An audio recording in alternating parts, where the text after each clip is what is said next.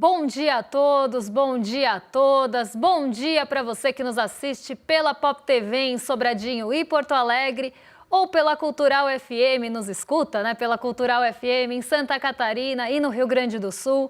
Sejam todos muito bem-vindos e bem-vindas a mais um ICL Mercado e Investimentos. Hoje, quarta-feira, dia depois da reunião da Assembleia Geral da ONU, a gente vai comentar, sim, sobre todos os flertes que aconteceram lá. Na verdade, o flerte partiu do Laranjão. Não por isso estou de laranja hoje, isso é só uma coincidência do figurino, mas partiu o flerte do Laranjão em relação a Lula e parece que isso deu uma animada geral nos mercados. A gente vai comentar isso, a gente vai passar tintim por tintim, inclusive ali em pontos mais vulneráveis dessa história toda. Isso tudo a gente vai passar, é o assunto principal do dia, não tem como não ser, mas a gente também vai falar de confiança do consumidor, que parece que em setembro ganhou um novo fôlego. Para quem não lembra, a confiança do consumidor estava bem prejudicada por conta até da taxa de juros, né, os bens duráveis com muita dificuldade. Então a gente vai explicar o que trouxe essa confiança do consumidor, esse fôlego, esse respiro para a confiança do consumidor e o que a gente ainda tem de vulnerabilidade na leitura da confiança índice da FGV. Então, para não perder tempo, como hoje temos assuntos longos aí, vamos falar do Haddad também, que ontem não deu tempo de comentar uma última fala do ministro, hoje a gente vai passar por tudo isso. Então, para dar tempo de passar dessa vez, já vamos para a nossa agenda, ver o que teve de indicador saindo, quem falou, quem não falou, porque às 5 horas da manhã na Alemanha saiu o índice de sentimento das empresas. Às 5h15 também na Alemanha, o dirigente do Banco Central Europeu, o Pedro Machado, participou de uma conferência sobre o futuro bancário. Às 8 horas aqui no Brasil saiu a sondagem do consumidor e essa a gente vai trazer para vocês, é dele, que é desse índice, né, que eu estava falando lá no começo do programa. Ora chamam de sondagem, ora chamam de confiança, mas na verdade é uma sondagem da confiança do consumidor, da indústria, enfim, de vários setores que vão saindo na sequência. Às 11 horas, agorinha, sai vendas de novas moradias de agosto lá nos Estados Unidos. E daqui a pouquinho, no fim do programa, saem estoques de petróleo, gasolina, destilados e taxa de utilização das refinarias às 11h30, na semana até dia 19 de setembro. Mas não para por aí, a gente tem mais indicadores na nossa agenda, porque às 1h30 da tarde quem fala é a Megan Green, que é dirigente do Banco da Inglaterra, ela discursa numa universidade lá do Reino Unido, e às 2h30 da tarde tem o fluxo cambial semanal, esse já velho conhecido nosso. Além disso, hoje quem fala é a Mary Daly, ela é presidente do Fed de São Francisco e ela discursa na Universidade de Utah. Até ontem eu tinha falado que alguns dirigentes estavam se pronunciando, tinham vários discursos ao longo do dia do Banco Central e o Jerome Powell também ia falar. E isso acabou mexendo bastante com o sentimento, principalmente das bolsas em Nova York, como eu já tinha adiantado ontem. Então a gente vai trazer esse aspecto e até por isso que eu sempre coloco na agenda, porque isso tem muito potencial de mexer com o humor dos mercados. Dependendo da sinalização que é dada por esses dirigentes, presidentes e diretores do Banco Central dos Estados Unidos, o mercado todo pode mudar de direção, pode ter ali uma leitura um pouco mais pessimista da política monetária, que agora está bem em foco por conta dos cortes de juros. Às 8h50 no Japão tem a penúltima ata de reunião de política monetária sendo divulgada lá e a Assembleia Geral da ONU continua acontecendo hoje lá em Nova York, nos Estados Unidos. Então, aqui, né, um dia mais morno também de indicadores, a gente tem, claro, ali os pronunciamentos de Banco Central no meio do caminho, mas o dado mais relevante aqui para a gente da agenda, para a gente passar para vocês, é a sondagem do consumidor. Mas tirando isso, a gente deve ter uma agenda um pouco mais morna e mais voltada mesmo, né? Um dia mais conduzido pelo cenário político, geopolítico e diplomático do que qualquer coisa. Então, vou só beber uma aguinha, gente, porque senão daqui a pouco eu vou chamar o André Graziano. André Graziano, saudade de você, um beijo. Por onde anda André Graziano? Mas como eu não quero engasgar, eu só vou beber uma aguinha aqui.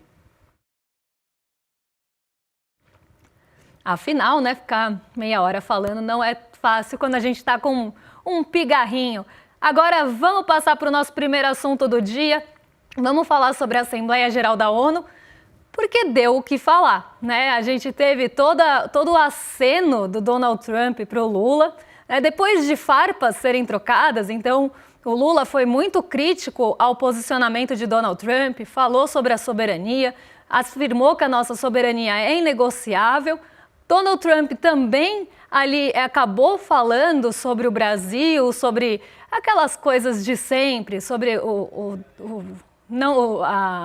a falta de democracia no Brasil, a tal da ditadura da toga. Ele acabou jogando ali, né, alguns ataques, jogou um shade no Brasil, mas em seguida fez um morde-a-sopra, né? Então foi uma coisa bem esquisita. Ele falou do Brasil no começo e depois falou do presidente Lula e do encontro que eles tiveram nos corredores ali da ONU, na troca de um presidente para o outro, né? Porque eles trocaram ali no púlpito, ali no palco, então um saiu, o outro entrou e nisso eles tiveram uma troca de 39 segundos.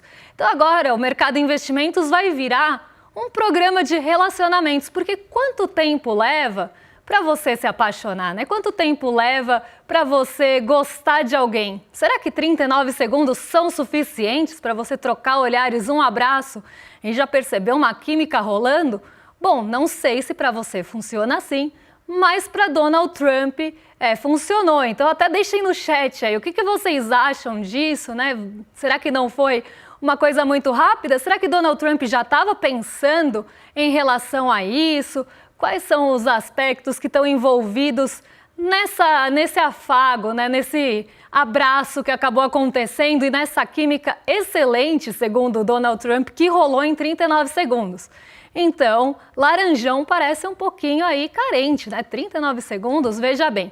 Mas isso tem todo um caráter também estratégico e geopolítico, porque Donald Trump ele tem tomado medidas que vêm afastando os países dele. Então, quando ele ataca países pertencentes ao BRICS, por exemplo, quando ele tarifa uma Índia que estava até alinhada política e ideologicamente com ele, mas isso, como eu falei, não é suficiente, né? Quando a Índia percebe que alguns pedidos de Donald Trump passavam ali a linha do que ela poderia oferecer e começava a entrar nos interesses da Índia, então a Índia não ia abrir mão dos seus interesses para favorecer os interesses dos Estados Unidos, Donald Trump não quer nem saber se a Índia está alinhada política e ideologicamente com ele. Ele vai lá e taxa a Índia em 50%. Quando ele faz isso, ele afasta a Índia. E quem que vai ali muito já rapidamente abraçar a Índia? E até Donald Trump fica bem ciumento nesse momento, fala, então que sejam felizes, né? Esse novo casalzinho, espero não estar atrapalhando. Quem vem abraçar a Índia é a China.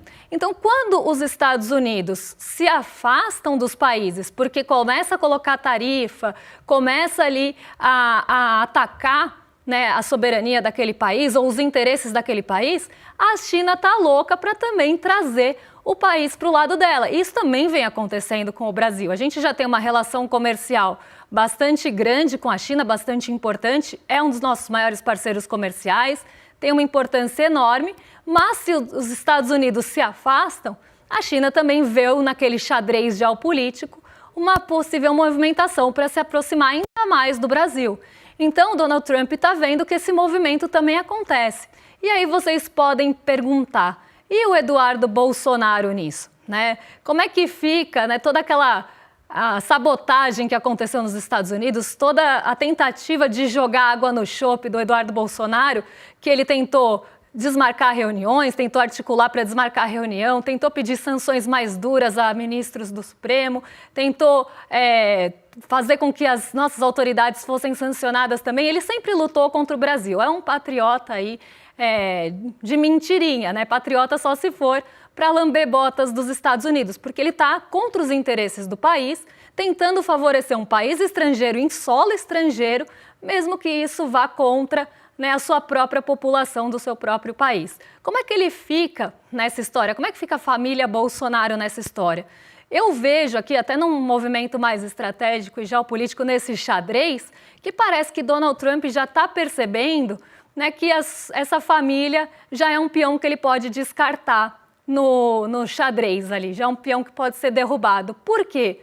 Porque ele viu, né, que muito provavelmente vai acontecer a condenação, que não vai ter uma, não vai ter uma interferência dele que vá mudar isso, senão já teria tido algum efeito, a lei Magnitsky ou qualquer outra pressão que ele tenha colocado em relação ao Brasil.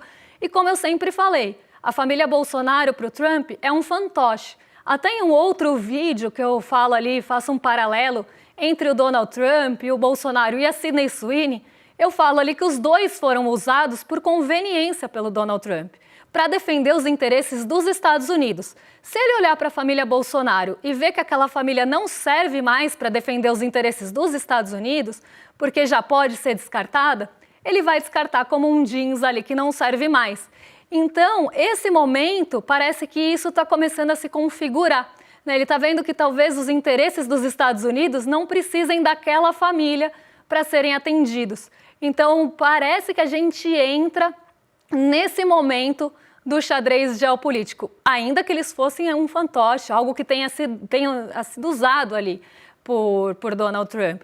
Então, essa configuração começa a aparecer. Vamos ver um trechinho da fala do Trump e a gente comenta, inclusive, em relação aos desdobramentos disso, o que aconteceu depois da fala, inclusive no mercado financeiro, que reagiu muito a isso, mas também nos pontos de atenção de tudo isso. Pode passar o vídeo do Trump, gente.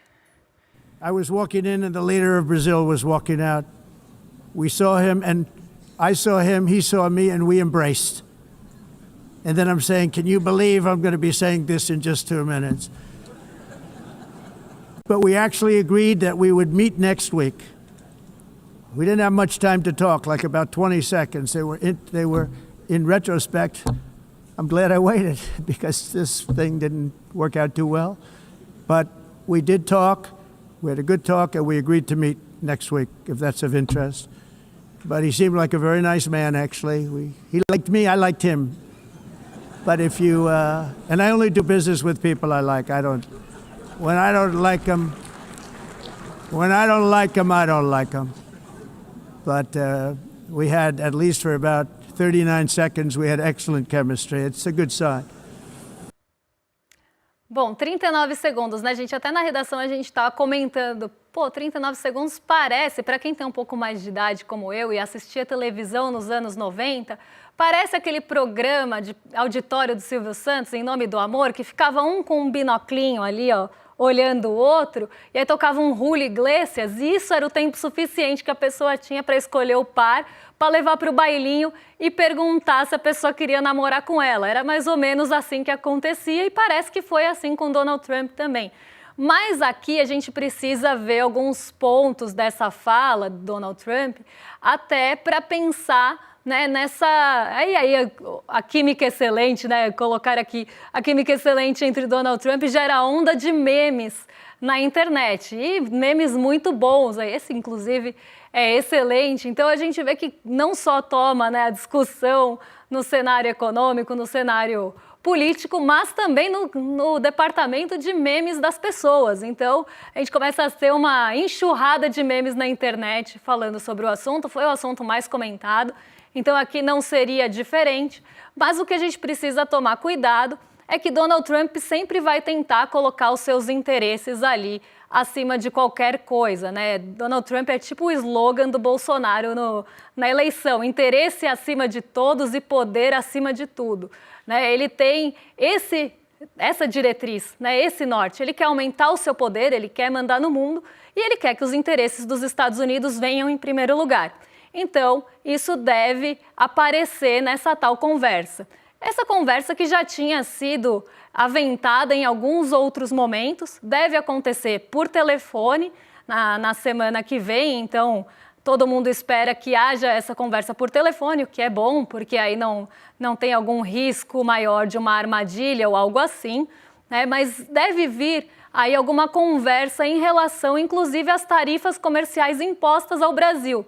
E muito disso também pode ser um movimento estratégico, não só para se aproximar do Brasil novamente como uma medida diplomática, porque teve esse afastamento recente, um afastamento meio sem precedentes, essas tarifas também sem nenhuma justificativa plausível ou sem precedentes também.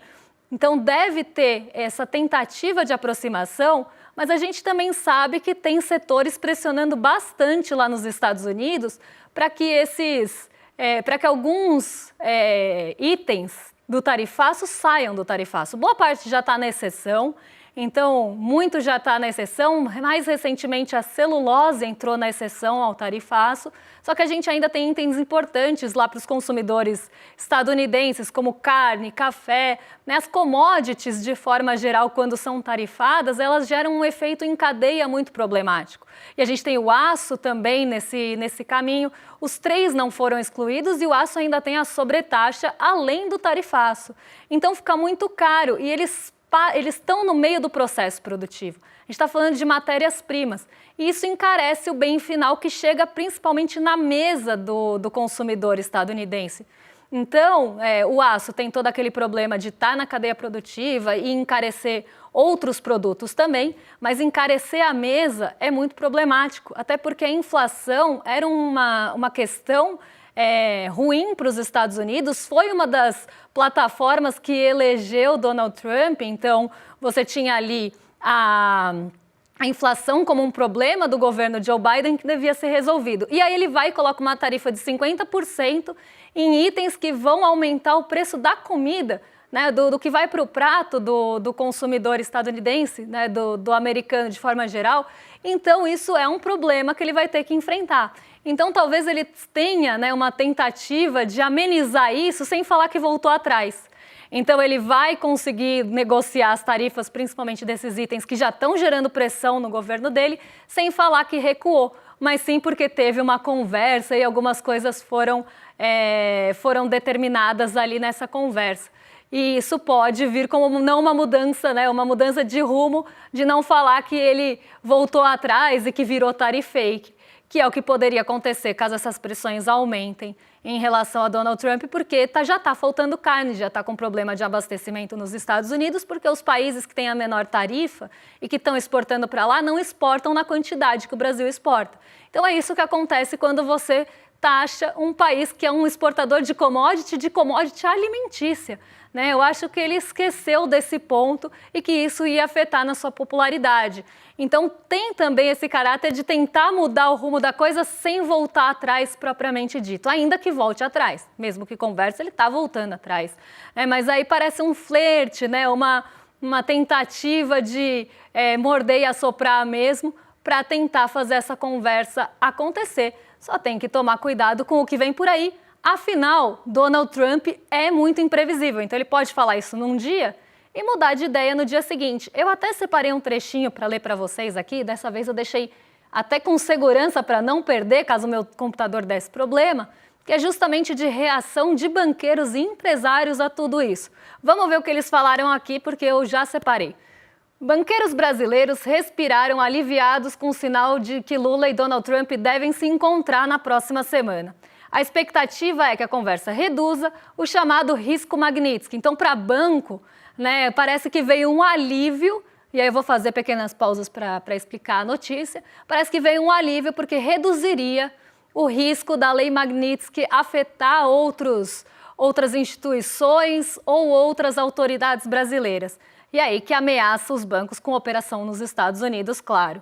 Nos últimos dias, o Tesouro americano, por meio da OFAC, está só completando aqui, notificou instituições financeiras sobre sanções ligadas à lei que congela e bloqueia ativos e relações com sancionados.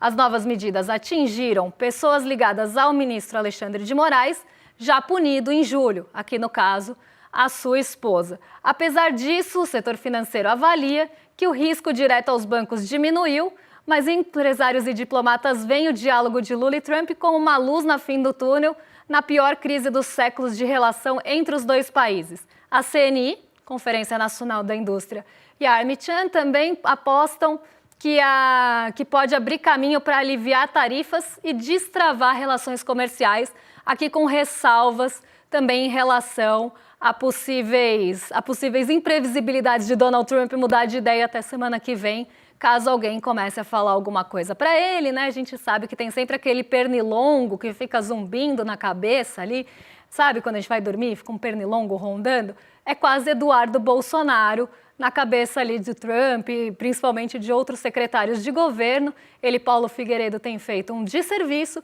de ser esse pernilongo que enche o saco durante a noite. Então, né, pode ser que eles, no desespero, tentem fazer alguma coisa, que é justamente o que está acontecendo agora. Eles estão desesperados, estão tentando fazer todo um contorcionismo narrativo em cima do que o Trump falou, mas pode ser que agora eles comecem a tentar articular para melar essa conversa, como já fizeram no passado. Mas vamos ver se essa conversa desenrola, e quem reagiu muito bem a isso, já fazendo um paralelo aqui, né, uma puxada de gancho para o nosso fechamento, foi a nossa Bolsa. Os ativos subiram de forma generalizada. Até ontem quem estava na aula comigo perguntou: Débora, que setor que deve responder caso tenha retrocesso, aí, caso Donald Trump retroaja no tarifaço, quem que deve se beneficiar? E eu falei uma coisa que acabou acontecendo também, né? Justamente deveria vir um otimismo generalizado no primeiro momento. Então isso devia afetar os setores de uma forma mais sistêmica, pensando em Brasil, né? Então o primeiro movimento seria de um otimismo generalizado por conta do alívio, né, das tensões diplomáticas, alívios de tensões comerciais e geopolíticas. Então, num primeiro momento, seria o alívio dessas tensões. Isso afetaria Brasil como um todo, mas depois a gente pode ter alguns setores que tenham exposição à exportação nos Estados Unidos reagindo. Isso já num segundo momento. Caso, por exemplo, tenha algum alívio em tarifas ligadas às commodities ou no aço alumínio, pode ser que algumas operações, né, nem todas as empresas têm operação nos Estados Unidos, a maioria delas não tem. A maioria delas precisa exportar ainda.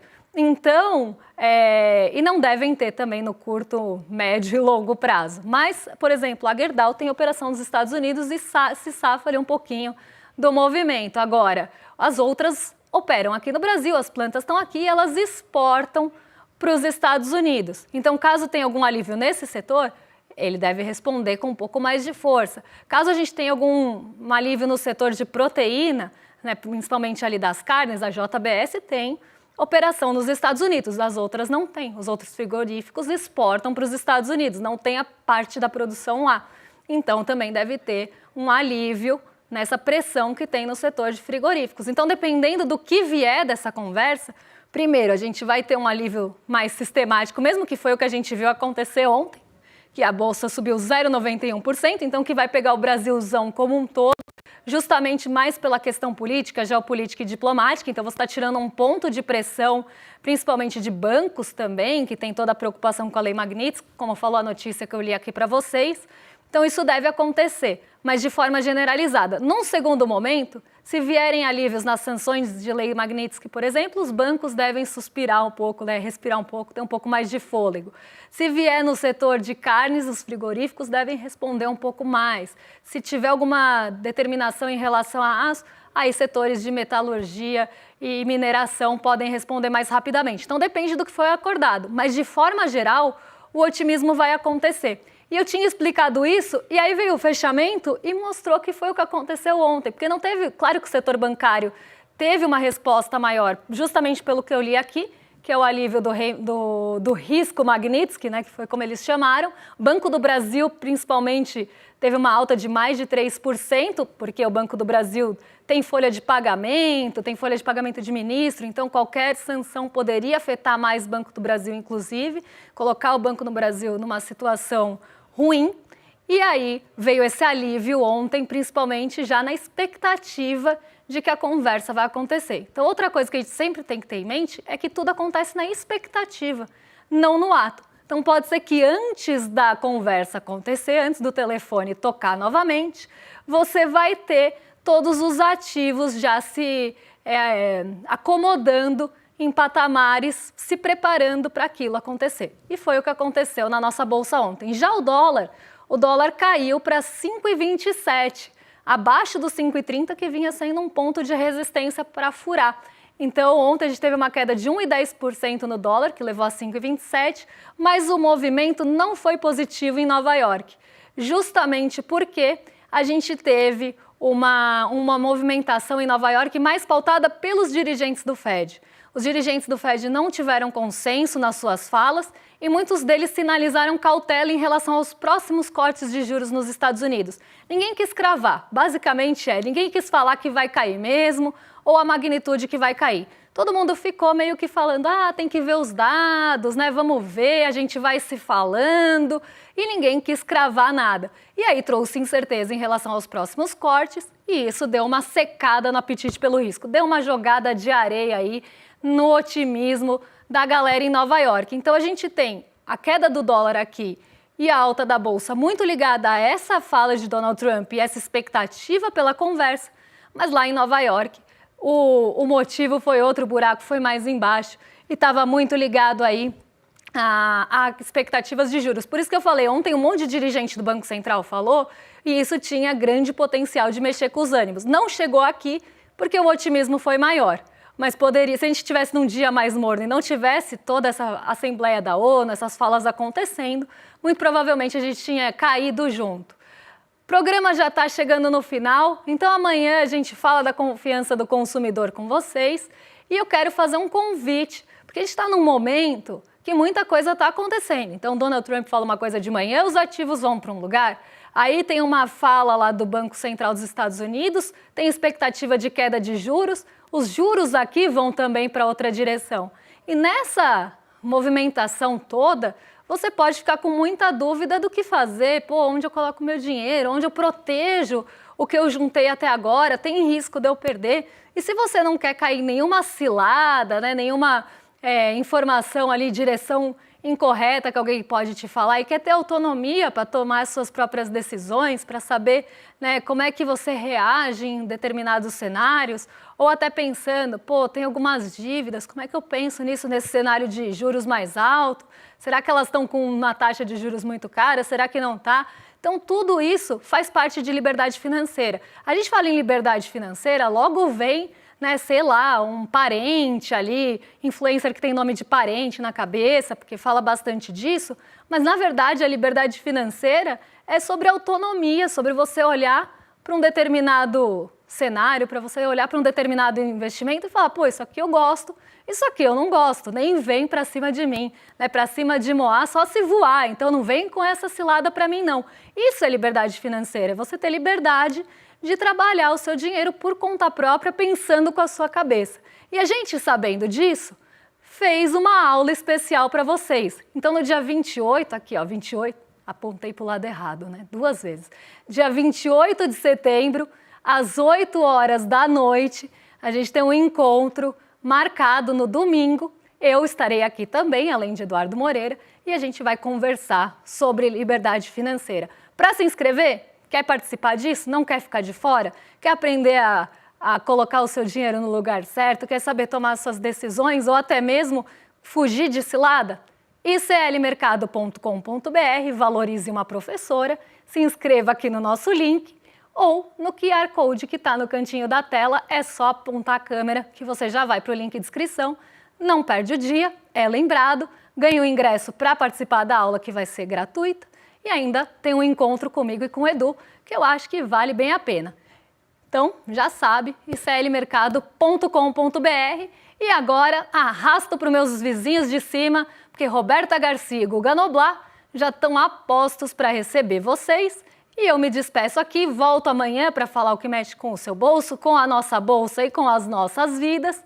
E a gente fala de confiança, fala de Haddad, tem um monte de coisa que eu estou devendo para vocês. Estou falando aqui de resolver problema de juros e fico devendo para vocês. Que coisa feia.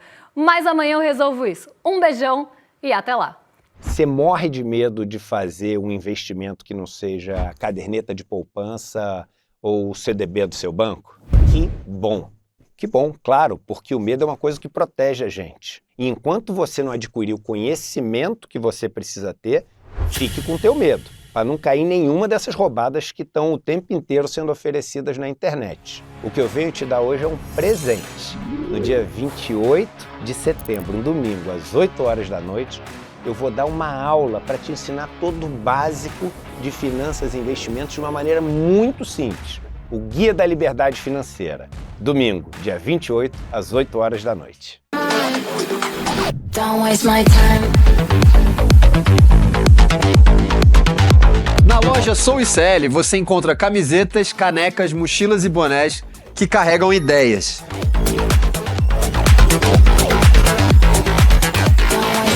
Produtos com propósito para quem acredita em justiça, consciência e transformação. All I see is you and Vista, use, leve a luta com você.